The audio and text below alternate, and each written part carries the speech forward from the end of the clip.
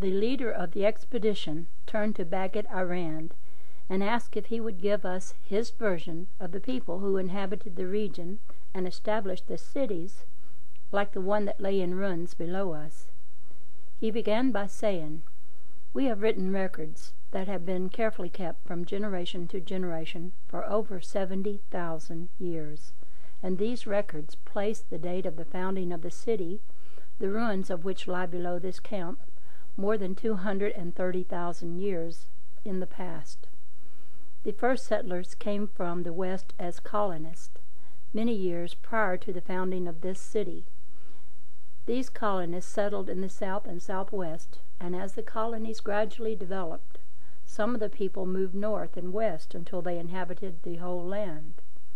As fertile fields and orchards were established, the colonists laid the foundation for cities.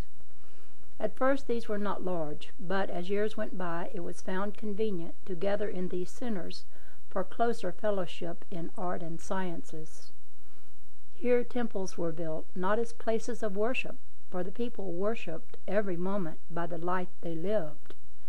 Living was always dedicated to the great cause of life, and while they lived cooperating with the great cause, life never failed them.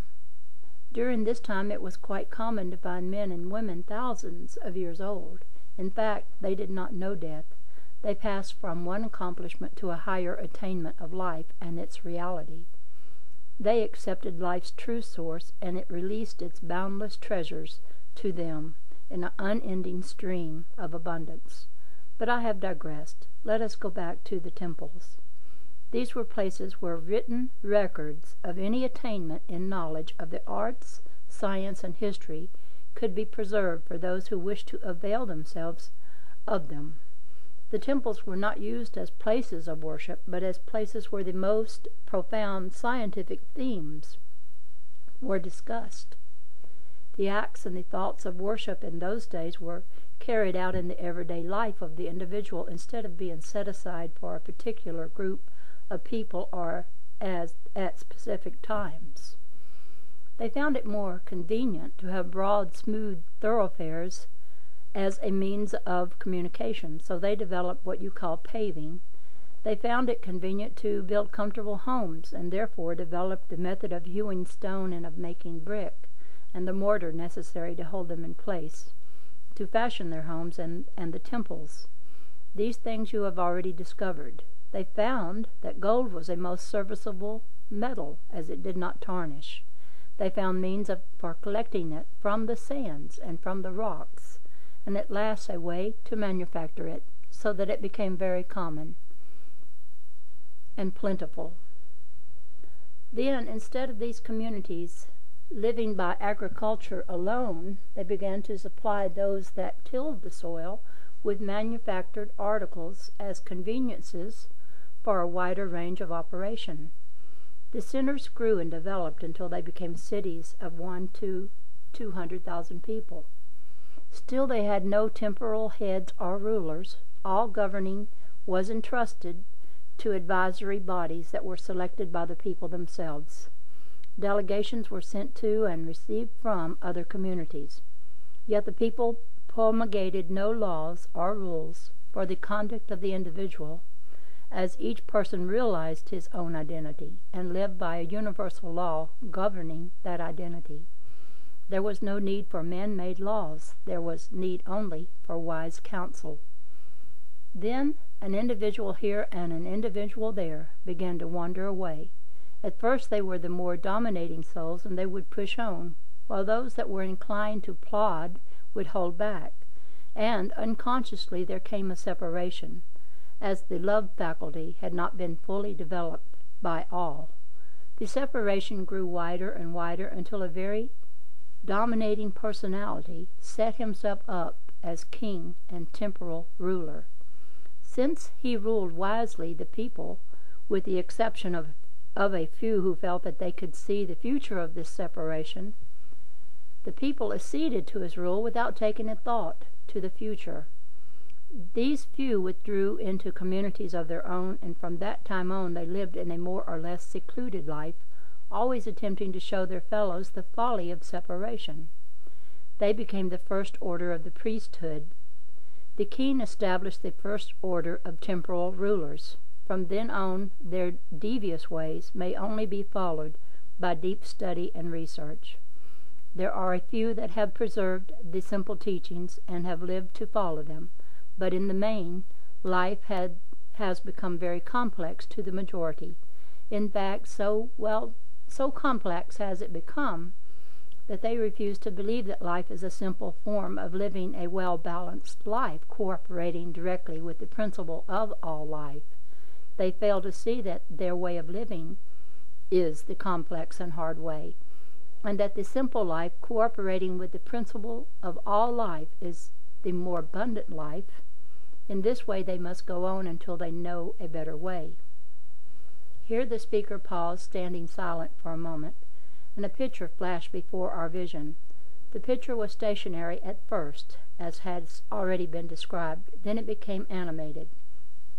The forms began to move, and the scenes changed momentarily, or at his direction, as he explained each scene. He seemed to be able to hold or reproduce the scene at will, as questions were asked and answered and explanations given. The scenes were those which were supposed to have been enacted in the ruined city below where we were camped. They did not contrast to any marked degree with scenes of a populous Oriental city of today, save that the streets were broad and well kept. The people were well clothed in raiment of good quality. Their faces were bright and cheery, and there were no soldiers, paupers, or beggars in evidence. The architecture attracted our attention, as the buildings were well and substantially built, and of very pleasing appearance. Although there seemed to be no attempt at display, one temple stood out magnificently beautiful. We were told this temple was built entirely by volunteer hands, and was one of the oldest and most beautiful in the land. On the whole, if these pictures were representative, the people must have been contented and happy. We were told that soldiers did not make their appearance until after the second king of the first dynasty had reigned for nearly 200 years. That king, in order to keep up his retinue, began taxing the people, and soldiers were appointed to collect the taxes. In about 50 years, poverty began to show in isolated places. It seemed that about this time a portion of the people who were dissatisfied with the kingdom, and with those who had assumed the rule, withdrew. Baird Iran and his people claimed the linear heritage of this race. As the night was well advanced, Baird suggested that we adjourn and retire, since it would be much pleasanter to make an early morning start. About 3 hours of the full noonday heat was uncomfortable for travel, and the time of winter storms was fast approaching. We were up early the next morning, and at break of day were on our way to Baird Iran's home village, which we reached on the evening of the 12th day. We were welcomed by the party which had visited us the last afternoon of our stay on the desert, and were invited to stop for a few days' rest. We were shown to quarters that were a real luxury after those we had experienced on the desert. After we had made ourselves presentable, we stepped into the next room and found a number of friends. They greeted us heartily, and we were told the village was ours and that every door was flung wide to receive us. The governor of the village, through an interpreter, welcomed us, telling us we were to dine at his house and were to start immediately. We filed out of the room, led by the governor, with a guard of 2 soldiers, one on each side, as was the custom of the country. Next came the leader with our hostess, and our chief with the beautiful lady. Then came Emal and his mother. I walked with them. The rest of the party followed.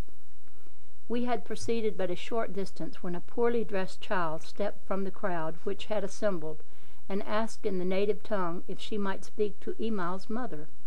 The governor brushed her aside unceremoniously, saying that we could not be bothered with such as she.